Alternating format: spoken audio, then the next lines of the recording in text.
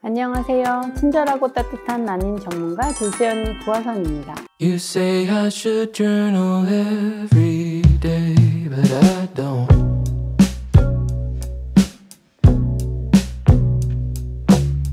You say if I write things down, then I'll know myself better, but I probably won't. I know that there is something I should do to be a healthy human. That's what I wanna do, but I don't think I know how. 난임으로 인공수정 시험관 시술을 하는 분들, 그리고 난임을 대비해 난자냉동을 하는 분들, 자연 발생적으로 일어나야 할 배란을 인위적인 방법으로 자극하는 과배란을 기본으로 하게 되어 있는데요.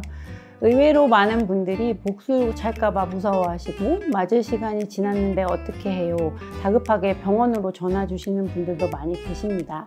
그래서 오늘은 과배란 주사와 관련해서 많은 분들이 자주 질문 주시는 질문들을 모아서 깔끔하게 답변 드리도록 하겠습니다. 저희 병원에 가장 문의가 많이 오는 것 중에 하나가 주사 시간을 놓쳤다입니다. 일반적으로는 저희가 웬만하면 모든 주사는 일정 시간에 맞으시라고 말씀을 드려요.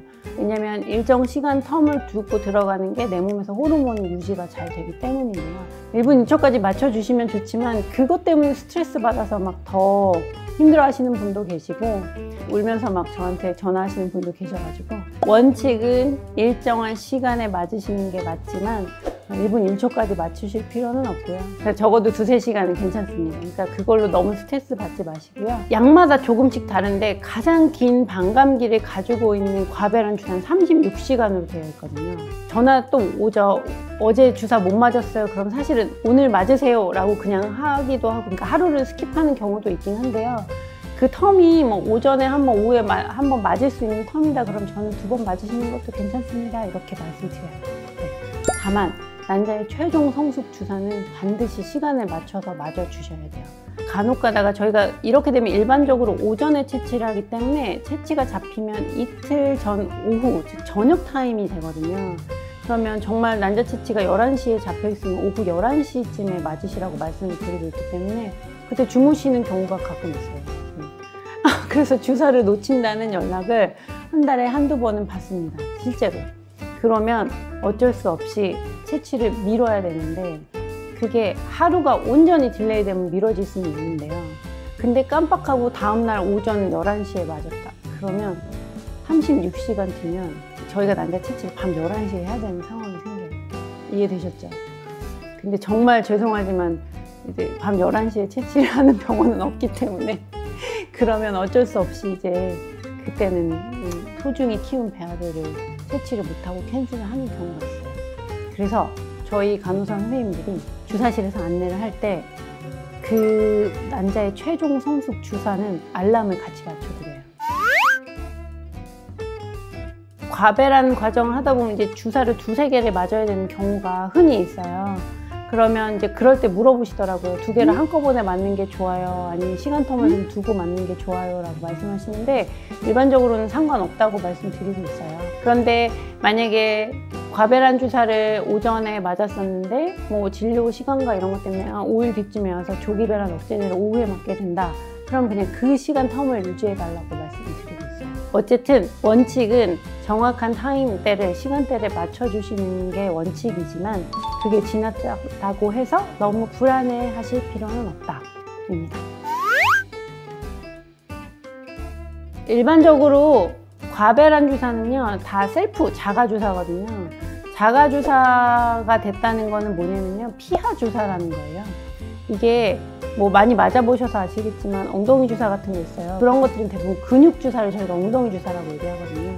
엉덩이 주사는 피하 지방을 지나서 근육으로 가야 되기 때문에 바늘도 굵고 그거에 따른 위험도가 있기 때문에 반드시 병원에 와서 전문가에게 도움을 받으시라고 말씀드리는 거고, 피하 주사는 맞아보셔서 아시겠지만 바늘이 진짜 짧아요.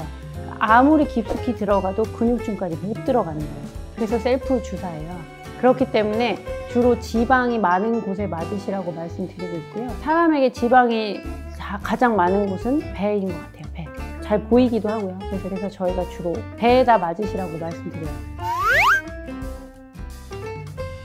방향을 물어보시는 분들도 되게 많이 계세요. 본인이 이번 달엔 계속 오른쪽에만 놔서 오른쪽의 난소에서 더 과배란이 많이 된 거 아니냐 물어보시는데 정답은 아닙니다.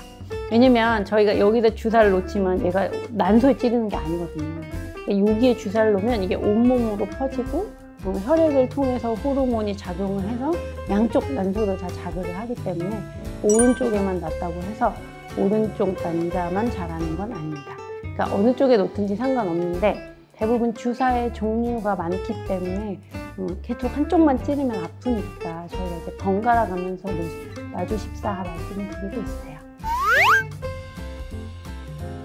저희야 맨날 주사를 보니까 주사에 대해서 거부감도 없고 설명을 드릴 때 너무 아파요라고 절대 말 안 하죠. 그러면 다 겁먹고 안 하시니까. 그래서 물어보시면 머리카락만큼 가는 주사가 굉장히 짧기 때문에 한번 따끔하고 아프진 않아요 라고 말씀드려요. 일반적인 과배란 주사는 통증을 많이 느끼지는, 주사로 인한 통증은 많이 없으신 것 같은데 이제 돌주사로 알려져 있는데 착상과 관련돼서 맞는 주사는 통증이 있는 걸로 알려져 있습니다.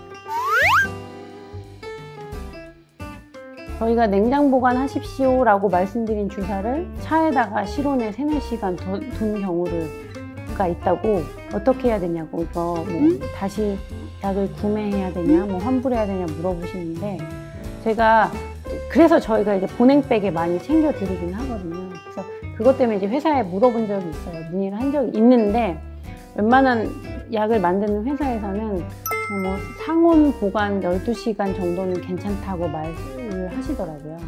근데 이제 24시간이나 36시간 지나면 그런 경우에는 이제 꼭은 아닌데 저희가 회사 측에다 문의를 하고요.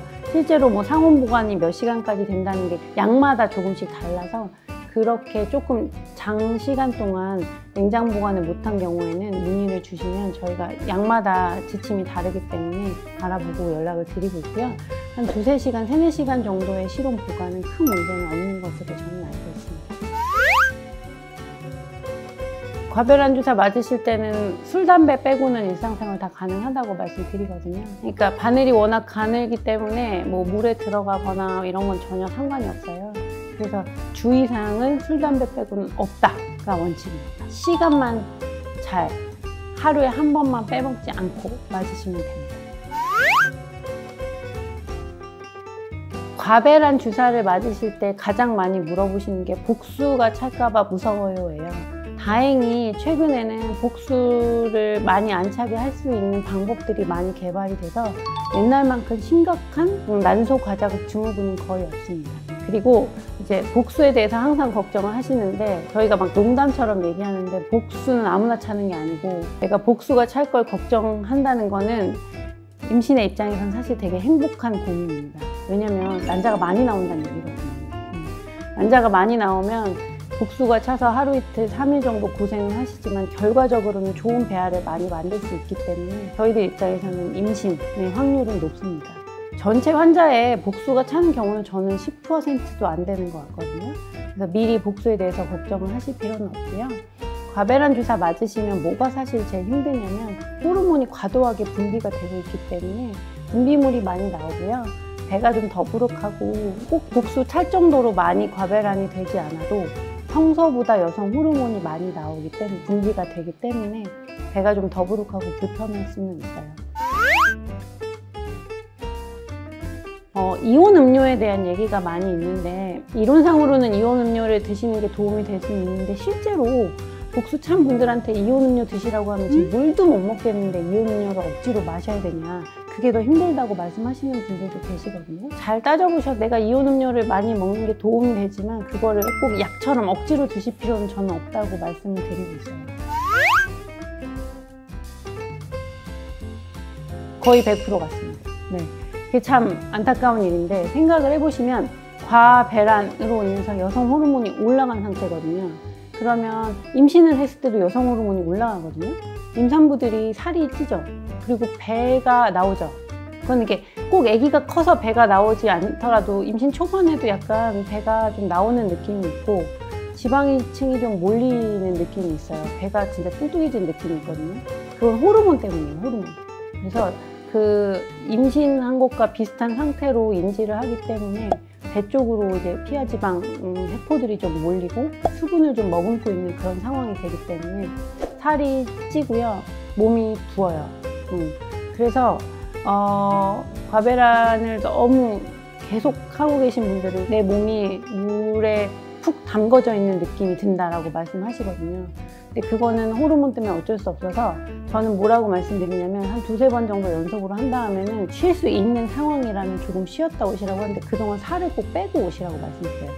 이게 보니까 저도 환자분한테 많이 여쭤봤는데 과배란 하고 나서 내가 체중을 감량하겠다고 마음을 먹고 식단과 운동을 하면 빠지더라고요. 안 빠지는 살은 아니더라고요. 어렵겠지만.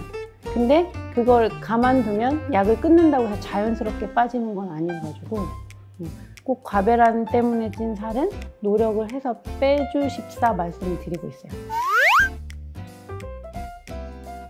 과배란 주사를 맞으면 항상 물어보시는 게 그러면 폐경이 빨리 오냐 요를 물어보시죠. 우리가 일반적으로 배란이 될 때 한 달에 하나 배란 될 때 딱 그놈만 나오는 게 아니고요. 후보자들이 7개, 9개, 10개, 12개 이렇게 나오거든요. 난소 기능이 좋은 분일수록 후보자들이 많이 나오는 거고 그런 상황에서 그 후보자들 중에서 제일 좋은 애만 셀렉션 되는 과정이 자연 배란이에요.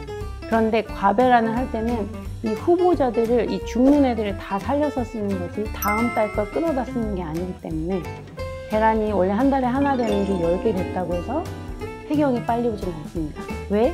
이달에 죽을 애들을 살려서 쓰는 거지 다음 달 걸 끌어다 쓰는 게 아니기 때문에. 그래서 난소의 입장에서 노화가 빨리 되냐는 아닙니다.